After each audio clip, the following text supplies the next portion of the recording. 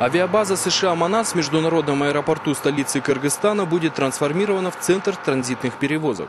На рассмотрение парламентского комитета представлен уже готовый проект соглашения между Вашингтоном и Бишкеком. Министр иностранных дел рассказал о новых условиях пребывания иностранных военных на территории страны. По статусу они будут приравнены к техническому персоналу и смогут покидать территорию базы только по заранее согласованным с киргизской стороной спискам. Новое соглашение предусматривает транзит и хранение только грузов невоенного назначения. Как подчеркнул глава внешнеполитического ведомства, правительство возобновило переговорный процесс с заокеанскими партнерами после встречи президентов Кыргызстана и Афганистана в Екатеринбурге. Хамид Карзай обратил внимание на то, что ситуация в его стране ухудшается, и американские войска, сдерживающие талибов и Аль-Каиду, нуждаются в поддержке.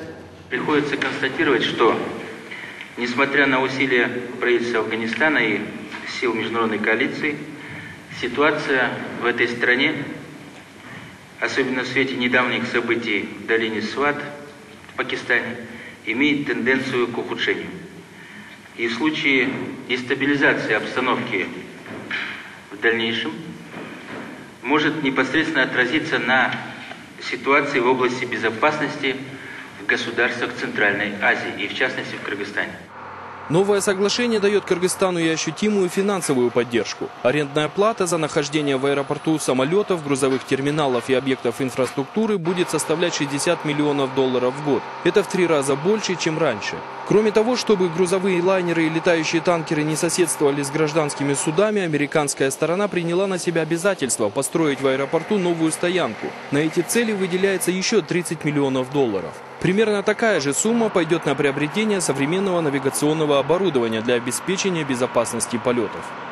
На днях Конгресс США одобрил выделение свыше $30 миллионов США для улучшения системы контроля воздушного движения.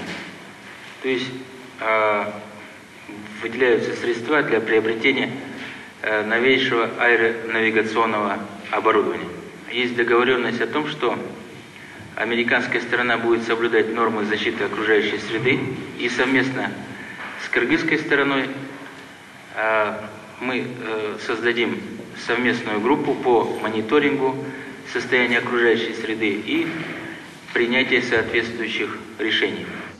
Профильный комитет парламента Кыргызстана, вняв доводам правительства, озвученным министром иностранных дел, единогласно принял решение о создании в аэропорту Манас центра транзитных перевозок. По мнению депутатов, новый объект будет принципиально отличаться от существующей сейчас военной базы не только по целям и задачам, но и по условиям пребывания.